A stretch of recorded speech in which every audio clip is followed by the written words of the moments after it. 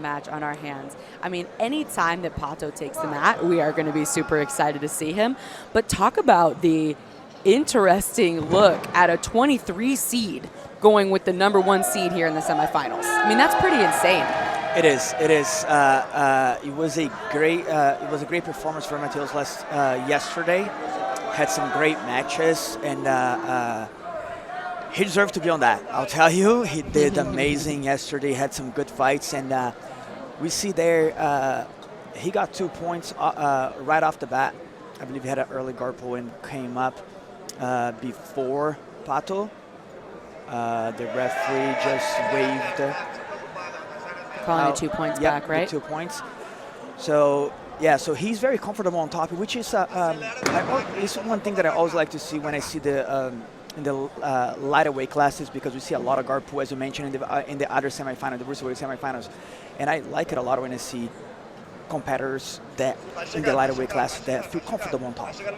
You know, it's not easy, and it's not easy to be confident enough to be comfortable on top with someone like Pato.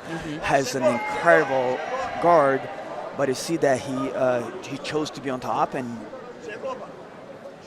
he's facing probably one of the best guard players in the scene right now, and feels very comfortable on top there. Yeah, he looks really, really calm and stoic, and it's interesting watching the lapel play with Pato, because he has that lapel threaded through the back of the leg. He's going to use that to sweep, come up. Oh, but I spoke a little bit too soon, and Matheus was able to push the left foot down, or the right foot down of Pato, and come back up.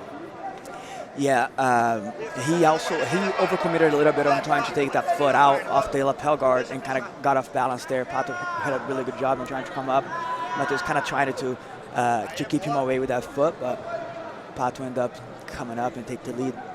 It's interesting to me to see Pato so comfortable going right into the closed guard, because he came up on top, and obviously oftentimes we see people go straight into passing. But look how he has the lapel threaded through with his right hand behind the back of Matheus, and now he's like very much in a smash pass style, starting to bring that right knee through.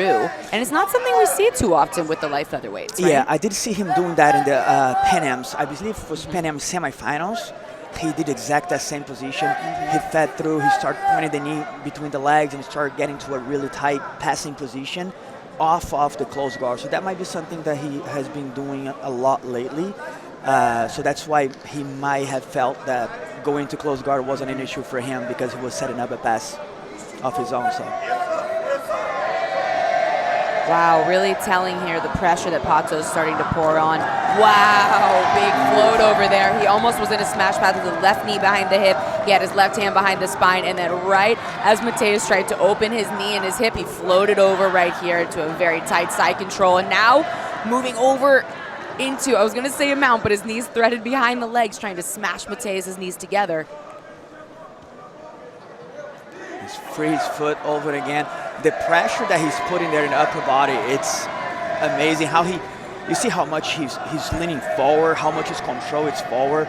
A lot of people, it's very hard for people to see that when you're not the one feeling it. Yeah, right. But it's amazing how much pressure he is putting, how much he's moving forward. So with that weight all the way forward, it's very hard for the person on bottom to actually create a guard, because he's all the way forward on you. So he keeps on spreading your body apart, you know. So your legs are so far away, your from hips your elbows, are so far, right? exactly. You can't connect your knees and your elbows. Exactly. I mean, look at Matheus' right elbow so high up like that. Yep. Yeah, even though Matheus is doing a great job recovering that quarter guard and half guard on the left side, or Pato's right leg, but Matheus' left side, because his right shoulder is always pinned to the ground, like you were mentioning, he just can't make any connection. Yeah, look how Pato's head was always forward, always passing Matheus' body, and he transitions to the back and gets a submission.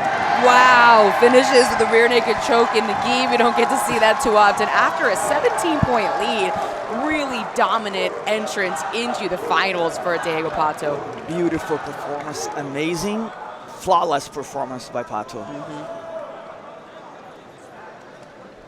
Now on our other semifinal mat, we're going to find out soon who Pato is going to face in the finals. We've got Francisco Andrade of Cicero Costa and Kevin Carrasco of RSBJJ, and it's going to be very exciting to see who is with these guys in the final.